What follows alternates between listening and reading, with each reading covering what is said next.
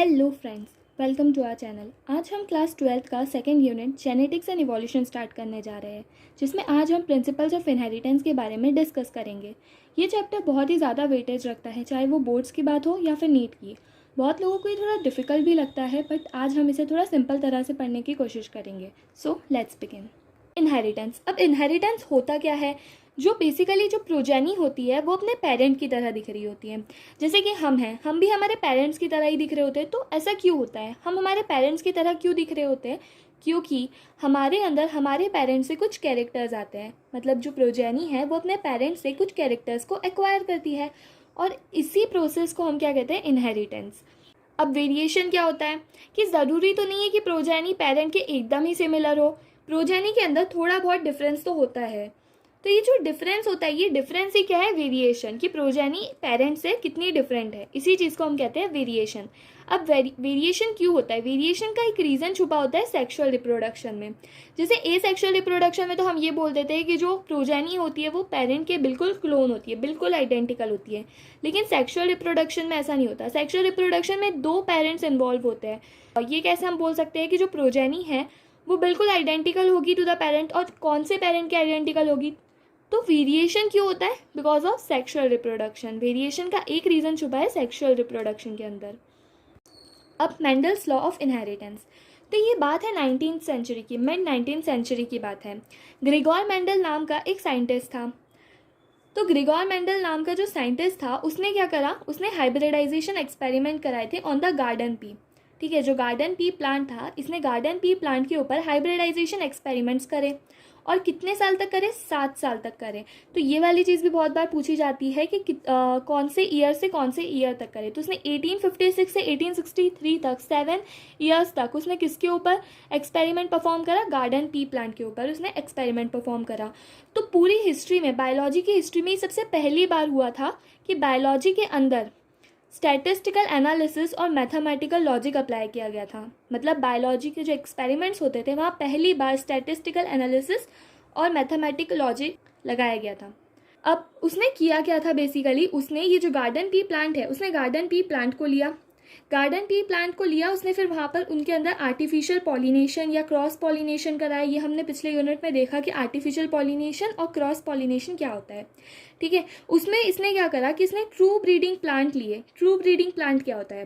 तो true breeding plant वो plant होते हैं जिसको हम लोग, मतलब एक ऐसा प्लांट जिसको हम लोग बहुत ज़्यादा जनरेशन तक, बहुत सारी जनरेशन तक हम उसके अंदर सेल्फ पॉलिनेशन करवा रहे होते हैं। अब हमने एक प्लांट के अंदर बहुत जनरेशन्स तक सेल्फ पॉलिनेशन कराया, तो इससे हमें क्या मिला? इसके अंदर जो उसका ट्रेट था, जो भी उस पर्टिकुलर प्लांट का ट्रेट था, अब वो कैसा हो गया? स्टेबल हो गया। ठीक है, और ये जो ट्रेट था ये अब क्या होगा? सेवरल जनरेशन्स तक एक्सप्रेस होगा। अब उसने ऐसे कैरेक्टर लिए, उसने गार्डन पी प्लांट के अंदर हाइब्रिडाइजेशन एक्सपेरिमेंट कराया और उसने गार्डन पी प्लांट के ऐसे कैरेक्टर्स लिए जिसके अपोजिट, बिल्कुल ही अपोजिट ट्रेट्स हुआ करते थे, जैसे टॉल या डार्क। तो ये कैरेक्टर क्या हो गया? कैरेक्टर तो हो गया हमारा हाइट, कैरेक्टर हमारा क्या हो गया? हाइट हो गया। और उसने इसके अपोजिट ट्रेट ले लिए, जैसे कि टॉल और डार्क। फिर यहाँ पे उसने येलो और ग्रीन, ये जो है सीड का कलर या पॉड का कलर है ना? सीड का कलर भी है, पॉड का कलर भी है। तो ग्रीन या येलो ये अपोजिट ट्रेट हो गए of the same character, that is colour. अब उसने ऐसे कितने प्लांट लिए? तो उसने ऐसे 14 ट्रू ब्रीडिंग पी प्लांट लिए। ठीक है, उसने 14 ट्रू ब्रीडिंग पी प्लांट लिए और उसके बीच में इसने फिर क्या कराया? क्रॉसिंग करवाई। अब ये जो 14 ट्रू ब्रीडिंग पी प्लांट थे ये सिमिलर थे except one character with the contrasting trait. मतलब उसने ये जो 14 ट्रू ब्रीडिंग प्लांट्स लिए ये सारे कैरेक्टर्स में सिमिलर थे, बस कोई एक कैरेक्टर था जिसके अपोजिंग जिसके अंदर कॉन्ट्रास्टिंग ट्रेट्स थे। अब उसने पी प्लांट को ही क्यों चूज करा? उसने पी प्लांट को इसीलिए चूज करा क्योंकि वो इजीली अवेलेबल था। कोई भी चीज़ अगर हमें इजीली अवेलेबल मिलेगी तो हम उसका, ऑब्वियस सी बात है, हम उसका ज़्यादा क्वांटिटी में हम उसको ऑब्जर्व कर पाएंगे, अच्छे से ऑब्जर्व कर पाएंगे। दूसरी चीज़ की जो पी प्लांट होते हैं उनकी लाइफ स्पैन छोटी होती है। लाइफ स्पैन उसकी छोटी थी तो वो जल्दी जल्दी जो है जनरेशन के अंदर क्या ट्रेट आ रहा है, क्या कैरेक्टर आ रहा है, वो इस चीज़ को देख पा रहा था। अगर हमारी खुद की ही लाइफ 80 ईयर्स है तो वो ऐसा कोई प्लांट थोड़ी ना ले लेगा जिसकी लाइफ स्पैन 100 ईयर्स होंगी। वो भी ऐसा कोई प्लांट लेगा जिसकी सीजनल लाइफ स्पैन होगी, ताकि वो जल्दी जल्दी ट्रेड्स को ऑब्जर्व कर पाए। No need of special medium for the growth. जो पी प्लांट है, पी प्लांट को ग्रो कराने के लिए किसी स्पेशल मीडियम की ज़रूरत नहीं थी, तो ज़्यादा उसको पैसे वगैरह भी नहीं लगे इस चीज़ में। बायसेक्सुअल भी था वो प्लांट, तो ईजिली सेल्फ पॉलिनेशन भी हो जाता था, और उसके अंदर जो ट्रेड्स थे वो ईजिली हमें ऑब्जर्व होते थे। तो इसीलिए इन रीजंस के कारण मेंडल ने पी प्लांट का इस्तेमाल किया था उसके हाइब्रिडाइजेशन एक्सपेरिमेंट में। अब उसने कौन कौन से कैरेक्टर्स लिए थे और उन कैरेक्टर्स के क्या कॉन्ट्रास्टिंग ट्रेड्स थे, जो ये भी चीज़ बहुत ज़्यादा पूछी जाती है। तो ये चीज़ तो याद होनी चाहिए कि उसने टोटल 7 कैरेक्टर्स लिए थे। ट्रू ब्रीडिंग पी प्लांट उसने 14 लिए थे, और कैरेक्टर्स कितने लिए थे? 7 कैरेक्टर्स, 7 डिफरेंट कैरेक्टर्स के ऊपर उसने एक्सपेरिमेंट किया था। जैसे उसने स्टेम की हाइट ले ली, तो उसके अंदर स्टेम की हाइट में जो कॉन्ट्रास्टिंग ट्रेड था वो क्या था? टॉल और डार्क। अब इस साइड वाले जितने भी है ये सारे क्या है? डोमिनेंट ट्रेट है, और ये सारे क्या है? रेसेसिव है। तो डोमिनेंट रेसेसिव वो भी अभी चीज़ हम देखेंगे। तो ऐसे उसने 7 कैरेक्टर्स लिए, जैसे कि स्टेम हाइट ली, फ्लावर कलर लिया, फ्लावर की पोजीशन की फ्लावर कहाँ पर है, पॉड का शेप लिया, पॉड का कलर लिया, सीड शेप, सीड कलर। तो ये तो बहुत ही ईजी है, pod shape, pod colour, seed shape, seed colour, stem height तो याद हो ही जाएगा। फिर flower colour and flower position, ये 7 कैरेक्टर्स उसने लिए, और इन 7 कैरेक्टर्स के कॉन्ट्रास्टिंग ट्रेट थे। हमने कहा कि उसने ऐसे कैरेक्टर्स लिए जिनके अंदर अपोजिट ट्रेट थे। तो ये जो 7 कैरेक्टर्स हैं इनके अंदर अपोजिट ट्रेड्स भी होंगे, जैसे कि टॉल, जैसे हाइट में क्या होता है? एक टॉल, एक डॉर्फ। फ्लावर का कलर वॉयलेट डोमिनेंट, वाइट वाला रेसेसिव। फ्लावर की position axial dominant, terminal recessive. Pod shape inflated constricted. Pod colour green yellow. Seed shape round और व्रिंकल्ड। सीड का कलर येलो और ग्रीन। अब इनहेरिटेंस ऑफ वन जीन्स, तो basically सबसे पहले तो हमें जो चीज़ समझनी चाहिए वो है जीन्स। तो जीन्स क्या होते हैं? Genes are the unit of inheritance. ये बहुत बार क्वेश्चन पूछा भी जाता है। Gene contains that information that is required to express a particular trait. तो जीन्स के अंदर वो इन्फॉर्मेशन होती है जो कि एक पर्टिकुलर ट्रेट को एक्सप्रेस करने के लिए चाहिए होती है। जैसे कि हमें पता है कि जीन्स जो होते हैं, जीन से बनता है प्रोटीन, और प्रोटीन से फिर एक पर्टिकुलर फंक्शन परफॉर्म होता है जिससे हमको एक पर्टिकुलर ट्रेट एक्सप्रेस होता है। तो जो इन्फॉर्मेशन है to express a particular trait वो किसके अंदर है? जीन्स के अंदर है। एलिल्स क्या होते हैं? तो एलिल्स वेरिएंट होते हैं जीन के, जैसे कि कैपिटल टी ये एक जीन है, और कैपिटल टी स्मॉल टी ये एक जीन है। वेयर एज इस जीन के अंदर जो कैपिटल टी है ये एक एलिल है, और स्मॉल टी है ये एक एलिल है। उसी तरीके से ये एक एलिल है, ये एक एलिल है। तो अब 2 तरीके के क्या होते हैं? जीन्स होते हैं। एक होता है होमोजाइगस, एक होता है हेट्रोजाइगस। होमोजाइगस वो होते हैं जो कि सिमिलर होते हैं, ठीक है, ये दोनों एलिल्स एक दूसरे के सिमिलर है, so these are the homozygous allele. और हेट्रोजाइगस क्या होता है कि मतलब डिफरेंट है, जैसे कि कैपिटल टी एक स्मॉल टी है, तो ये डिफरेंट है ना, तो these are the heterozygous allele of each other. Hybridisation experiment, तो मेंडल जो था, मेंडल ने क्या करा? हाइब्रिडाइजेशन एक्सपेरिमेंट परफॉर्म करा था on the garden pea plant, ये जैसे कि हमने अभी देखा। तो उसने क्या करा? सबसे पहले उसने एक मोनोहाइब्रिड क्रॉस करा। मोनोहाइब्रिड क्रॉस मतलब क्या कि कोई एक कैरेक्टर को लेकर उसने 2 प्लांट के बीच में क्रॉसिंग करवा दी। तो यहाँ पर सबसे इंपॉर्टेंट चीज़ ये है कि जो कैपिटल टी है, capital T stands for tallness and small T stands for darkness, ठीक है। अब उसने क्या करा? पहले तो हम एक रफ आइडिया ले लेते हैं कि उसने क्या क्या किया और उसको क्या क्या ऑब्जर्वेशंस मिली। तो उसने एक टॉल प्लांट लिया, एक डार्क प्लांट लिया। अभी हमने देखा कि उसने जितने भी प्लांट लिए थे, 14 प्लांट्स उसने टोटल लिए थे, जो कि कैसे थे? ट्रू ब्रीडिंग वैरायटी के थे, मतलब उनके अंदर स्टेबल ट्रेट था। तो उसने एक टॉल प्लांट लिया, एक डार्क प्लांट लिया, उसने इन दोनों की क्रॉसिंग करा दी। तो उसने देखा कि फर्स्ट फीलियल जनरेशन क्या होती है। सबसे पहले तो ये देखते हैं कि जो उसने टॉल प्लांट और डार्क प्लांट के बीच में क्रॉसिंग करवाई, तो उससे जो सीड बना, उस सीड को जब उसने ग्रो कराया तो जो प्लांट बना वो प्लांट था फर्स्ट फीलियल जनरेशन, ठीक है। तो उसने देखा कि जब उसने एक टॉल और डार्क प्लांट को क्रॉस कराया तो उसको जो फर्स्ट फीलियल जनरेशन है उसमें उसको सारे के सारे टॉल प्लांट मिले, और कोई भी प्लांट उसको डार्क नहीं मिला। फिर उसने बोला कि चलो ये जो फर्स्ट फीलियल जनरेशन के प्लांट मिले इसके अंदर सेल्फ पॉलिनेशन करके देखता हूँ। तो उसने इन प्लांट के अंदर सेल्फ पॉलिनेशन कराया।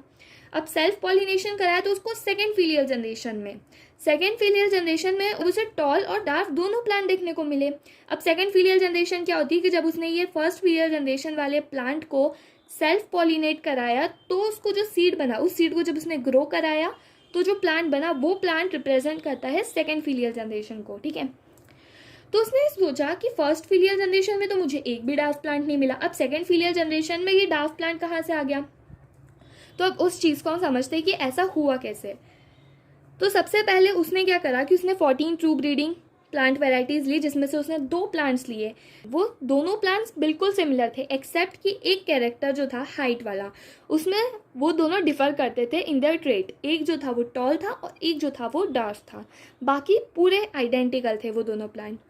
अब उसने क्या करा कि उसने ये जो होमोजाइगस, अब उसके अंदर उसने ट्रू ब्रीडिंग वैरायटी ली, मतलब उसने कैसे प्लांट लिए होंगे जिनका जीन कैसा होगा, होमोजाइगस होगा, जिनके एलेल्स होमोजाइगस होंगे। तो कैपिटल टी होगा टॉल वाले का और स्मॉल टी डार्क वाले का। अब इससे जो गैमेट्स बनेंगे तो कैपिटल टी वाले से तो एक ही तरह का गैमेट बनेगा कैपिटल टी, और स्मॉल टी वाले से एक ही तरीके का गैमेट मिलेगा, दैट इज स्मॉल टी वाला। अब जब उसने इसकी क्रॉसिंग करवाई तो उसको कैसे प्लांट मिले, सारे के सारे टॉल मिले, और उनका जीनोटाइप क्या था, उनका जीनोटाइप था कैपिटल टी स्मॉल टी। तो उसने बोला कि तो स्मॉल टी वाला एलील भी रहा है, लेकिन हमेशा एक्सप्रेस कौन सा हो रहा है, कैपिटल टी वाला एक्सप्रेस हो रहा है। अब ये जो है ये चीज़ क्या है, ये प्यूनेट स्क्वायर से इस चीज़ को ही, मतलब ये क्रॉसिंग को ही बताया जा रहा है इसमें कि जीनोटिपिक रेशियो होगा उस प्लांट का वो क्या होगा। तो ये रिप्रेजेंटेशन जो है, ये रिप्रेजेंटेशन जो हमने करी इसे हम कहते हैं प्यूनेट स्क्वायर रिप्रेजेंटेशन। और ये किसने दी थी, एक साइंटिस्ट ने, that is Reginald C Punnett ने। फिर क्या हुआ कि अब उसने ये जो फर्स्ट फीलियल जनरेशन में जो प्लांट था जिसका जीनोटाइप था कैपिटल टी स्मॉल टी, उसने क्या कराया, इसका सेल्फ पॉलिनेशन कराया। तो ये तो हेट्रोजाइगस प्लांट था, है ना, क्योंकि इसमें कैपिटल टी और स्मॉल टी 2 डिफरेंट टाइप के एलील्स हैं। तो उसने इनका सेल्फ पॉलिनेशन कराया। अब सेल्फ पॉलिनेशन कराया तो कैपिटल टी स्मॉल टी से तो 2 तरीके के गैमेट्स बन सकते हैं, एक तो कैपिटल टी, एक गैमेट में कैपिटल टी वाला एलील जाएगा और दूसरे गैमेट में स्मॉल टी वाला एलील जाएगा। अब इसके बीच में, इन दोनों प्लांट के बीच में जब इसने क्रॉसिंग करवाई तो इसने देखा कि इसको 3 टॉल प्लांट मिल रहे हैं और एक डार्क प्लांट मिल रहा है। तो वो सोचा कि ऐसा क्यों हुआ, कि मतलब उसको सेकेंड फीलियल जनरेशन में एक डार्क प्लांट कैसे मिल गया, जबकि फर्स्ट फीलियल जनरेशन में तो एक भी डार्क प्लांट नहीं था। तो उसने देखा कि जो डार्क प्लांट है उसका जीनोटिपिक रेशियो क्या आ रहा है, स्मॉल टी आ रहा है। और जो हेट्रोजाइगस वाला है, हेट्रोजाइगस का जीनोटिपिक रेशियो क्या है, कैपिटल टी स्मॉल टी। तो उसने बोला कि जब कैपिटल टी स्मॉल टी है तो एक एलील जो है वो दूसरे एलील के ऊपर डोमिनेंट हो जा रहा है। मतलब एक जो डोमिनेंट एलील है वो दूसरे रेसेसिव एलील को, क्योंकि वो तो एक्सप्रेस हो नहीं रहा ना दूसरा वाला, तो जो डोमिनेंट एलील है वो दूसरे एलील को एक्सप्रेस ही नहीं होने दे रहा है। तो इस तरीके से एक एलील को क्या बोलते हैं हम, डोमिनेंट एलील। इस तरीके से उसने एक एलील को क्या बोल दिया, डोमिनेंट एलील, जो कि एक्सप्रेस हो रहा था इन द हेट्रोजाइगस कंडीशन, और एक एलील को उसने कह दिया रेसेसिव एलील, जो कि हेट्रोजाइगस कंडीशन में एक्सप्रेस नहीं हो रहा था। रेसेसिव एलील सिर्फ होमोजाइगस कंडीशन में एक्सप्रेस हो रहा था, और जो डोमिनेंट था वो होमोजाइगस में तो होगा ही, वेयर एज हेट्रोजाइगस कंडीशन में भी एक्सप्रेस होगा। और जो डार्क वाला सिर्फ और सिर्फ होमोजाइगस कंडीशन में ही, मतलब जो रेसेसिव वाला है वो सिर्फ होमोजाइगस कंडीशन में ही एक्सप्रेस होगा। फिर यहाँ पर भी ये वो रेजिनाल्ड सी प्यूनेट ने जो प्यूनेट स्क्वायर दिया था उसके थ्रू यहाँ पर क्रॉसिंग करके बताइए। इसमें क्या लिखते हैं अपन कि एक प्लांट का जो जीनोटाइप होता है, एक प्लांट के जो गैमेट्स बनते हैं वो अपन टॉप पे लिखते हैं, और दूसरे प्लांट जिसके साथ हम क्रॉसिंग करा रहे होते हैं उसके गैमेट्स के एलील को हम लोग लेफ्ट हैंड साइड पे लिखते हैं। फिर इन दोनों के बीच में मेटिंग करवाते रहे होते हैं। तो कैसे होता है कि कैपिटल टी इसका, स्मॉल टी इसका, कैपिटल टी स्मॉल टी। तो इस तरीके से हमको जीनोटिपिक रेशियो मिल जाता है। तो उसने देखा कि जो फिनोटिपिक रेशियो मतलब क्या, कि हमको क्या शो हो रहा है, हमको क्या ऐसे देखने पर हमको क्या दिख रहा है। तो फिनोटिपिक रेशियो, तो हमको क्या दिखा कि सेकेंड फीलियल जनरेशन में 3 टॉल प्लांट मिले, 3 टॉल मिले ना, और एक डार्क मिला। तो फिनोटिपिक रेशियो क्या हो गया, 3:1। और जीनोटिपिक रेशियो की मतलब जीन्स, डिफरेंट जीन्स के रेशियो कितना है। तो 3 तरीके के हमको जीन्स मिले ना, कैपिटल टी स्मॉल टी और कैपिटल टी स्मॉल टी। तो हमने उनको लिखा तो हमारा जीनोटिपिक रेशियो आया 1:2:1। तो अब मेंडल ने जितनी भी सारी ऑब्जर्वेशन करी उसके बेसिस पर उसने कुछ बातें कही। उसने क्या बोला कि जो कुछ तो ऐसे फैक्टर्स होते हैं जो कि गैमेट्स के थ्रू पेरेंट्स से ऑफस्प्रिंग के अंदर ट्रांसफर होते हैं। अब वो फैक्टर्स यहाँ पे क्या रिप्रेजेंट कर रहे हैं, एलील्स, ठीक है। अभी आज हम उन फैक्टर्स को एलील्स कहते हैं। तो उसने कहा कि कोई तो ऐसे फैक्टर है जो कि गैमेट्स के थ्रू पेरेंट्स ऑफस्प्रिंग में बिना चेंज हुए ट्रांसफर हो रहे हैं।